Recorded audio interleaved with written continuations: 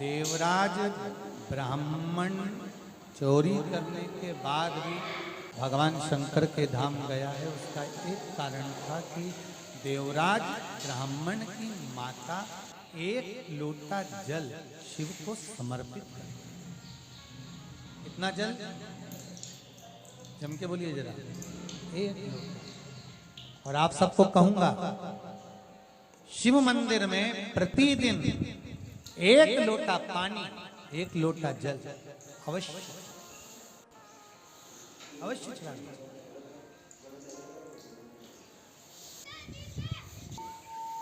एक लोटा पानी भगवान शंकर को अवश्य। क्या होता है? 3 दोष समाप्त होते हैं एक लोटा पानी शिव जी को चढ़ाने से। 3 दोष। पहला पितृदोष, दूसरा वास्तु दोष और तीसरा कालसर्प दोष। जब हम घर में से जल लेकर जाते हैं तो हमारे घर का पानी जब जाता है तो घर का जो वास्तु केंद्र होता है वो रसोई घर होता है। रसोई घर में से जल ले जाकर शिव जी को चढ़ाते हैं तो उससे वास्तु दोष समाप्त। दूसरे नंबर पर है पितृदोष।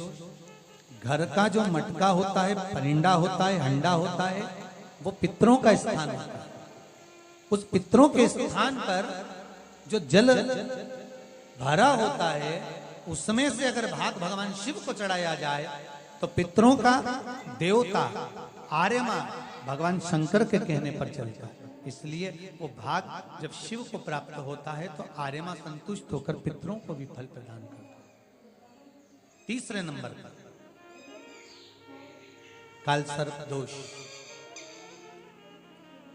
भगवान शंकर को एक लोटा पानी अगर चढ़ा रहे हो, भगवान शिव पर एक लोटा पात्र जल का अगर चढ़ा रहे हो तो आपका कालसर्प दोष समाप्त। कालसर्प दोष होता कैसे? शंकर भगवान का चढ़ा हुआ जल तुलसी जी में चढ़ाने से पत्रिका में कालसर्प दोष हो जाता है। जैसे माँ जो होती है ना, घर की जो माँ होती है, अगर गर्भ में बच्चा है, गर्भ में संतान है, और वो शिव जी पर अगर एक लोटा पानी जैसे शंकर जी पर जल चढ़ाया, थाली में सारे भगवान को निला लिया, गणेश जी, देवी जी, शंकर जी, सारे देवताओं को एक ही थाली में रखकर स्नान कराकर वो शंकर का चढ़ा हुआ जल जब चढ़ाया जाता है तुलसी जी में ले जाकर लोग डाल देते हैं, उससे जो बच्चा जन्म लेता है उस बच्चे की पत्रिका में कालसर्प दोष आ जाता है।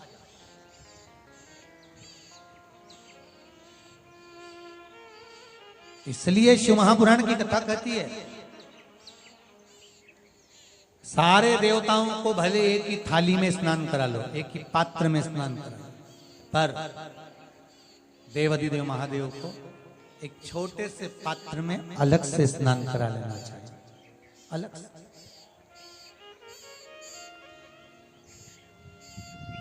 और उस पात्र का जल शिव जी को समर्पित करा हुआ जल तुलसी जी में नहीं डालना। तुम्हारे घर में जो पौधा हो आप उसको उसमें समर्पित कर। जैसे बेलपत्री चढ़ाने के बाद जल चढ़ाना या जल चढ़ाकर बेलपत्र चढ़ाना। एक पत्र है, बड़ा सुंदर है, छोटा सा भाव, प्रश्न अच्छा है, आप सबके हित का। गुरुदेव, दूध, कच्चा दूध केवल शिवलिंग पे चढ़ाना चाहिए या पूरे शिव परिवार पे चढ़ाना चाहिए? प्रश्न अच्छा है। और शिव महापुराण की कथा, रुद्राक्ष उत्सव चल रहा है तो आप उसको समझें। दूध केवल शिवलिंग पे चढ़ाना चाहिए या जो शिवलिंग के आसपास में सभी परिवार विराजमान होता है उस पे भी चढ़ाना चाहिए? अगर लिंग पुराण आप उठाकर देखेंगे तो लिंग पुराण में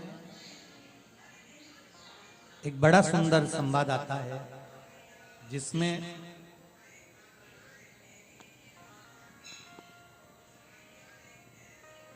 पीले कलर के शिवलिंग का वर्णन है। सफेद, लाल, पीला और काला, ये शिवलिंग का आपको पहले वर्णन करा। ब्राह्मण सफेद मट्टी का शिवलिंग बनाता है, वैश्य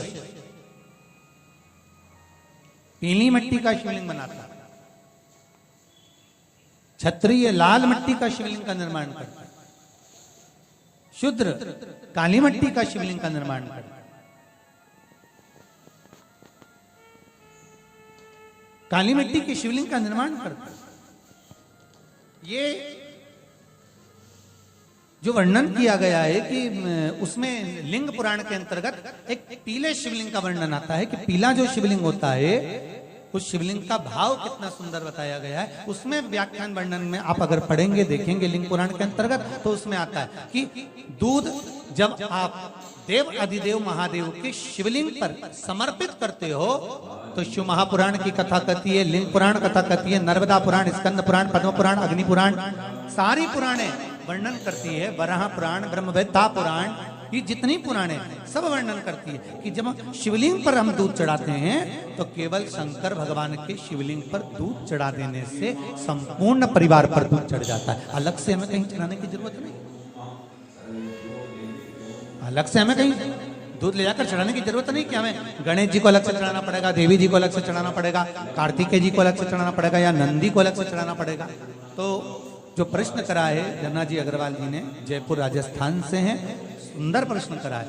और ये आपको ज्ञात होना चाहिए कि शंकर भगवान पर चढ़ाया गया थोड़ा सा भी दूध जल जो हम भगवान शिव को समर्पित कर रहे हैं वो केवल शिव के लिए नहीं रहता, केवल भगवान शंकर के लिए नहीं है, वो स्वयं 33 कोटि देवताओं को समर्पित हो जाए, स्वयं 33 कोटि देवताओं को।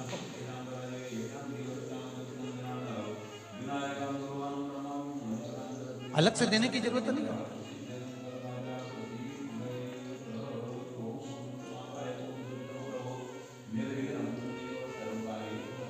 महाराज एक लोटा पानी,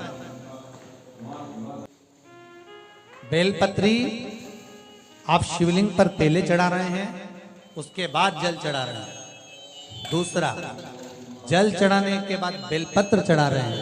ये दो अलग अलग क्रम है शंकर भगवान का। आप समझ लीजिएगा जरा, ये प्रसंग कभी नहीं आया, आज आया है तो उसको समझ।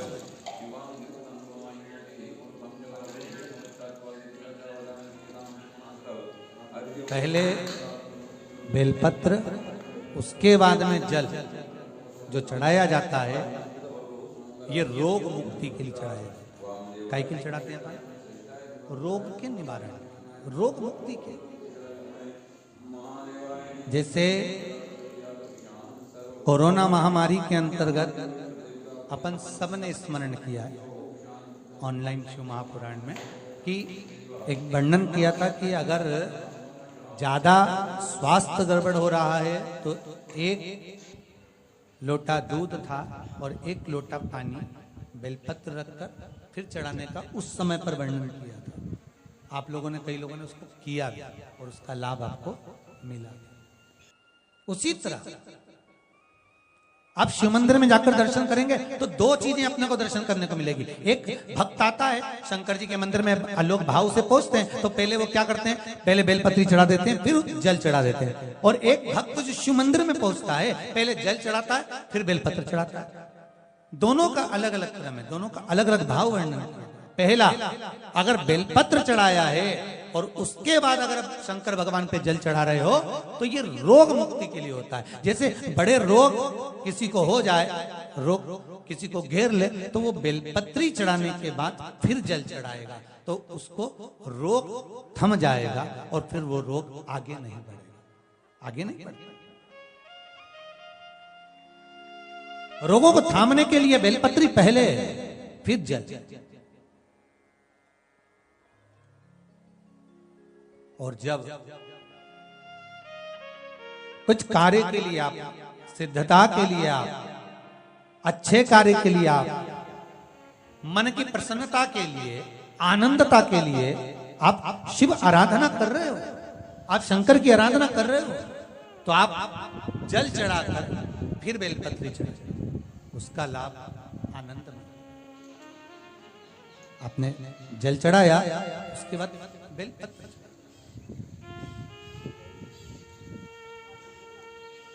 बस एक बात का स्मरण आपको होना चाहिए शिव महापुराण का, कि जब भी आप भगवान शंकर को बेलपत्र चढ़ाते हैं, बेलपत्र समर्पित करते हैं, बेलपत्र समर्पित करते समय प्रयास करा करें कि ये बेलपत्र को जब भी आप समर्पित करें, प्रयास करें कि बीच की जो पत्ती होती है बेलपत्र की, मध्य की जो पत्ती होती है, उसको अंगुष्ठ से पकड़ा जाए।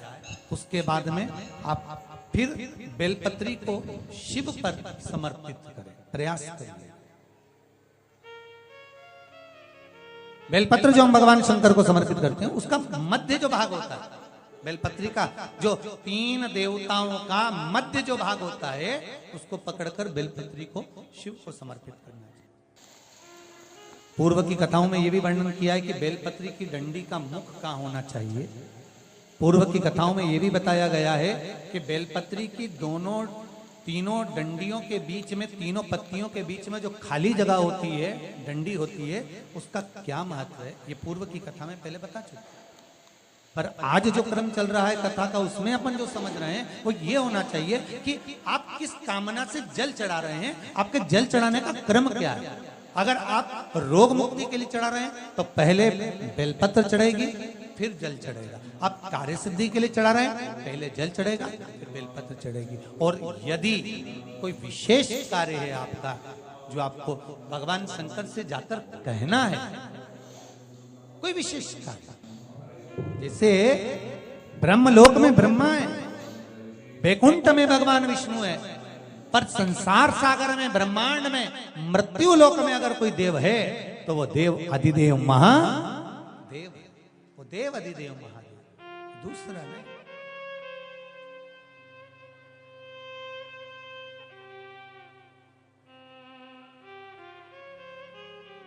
कोई दूसरा नहीं है।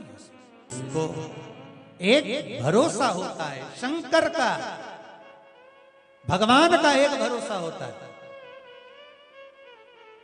दिखता नहीं है, दिखता नहीं है।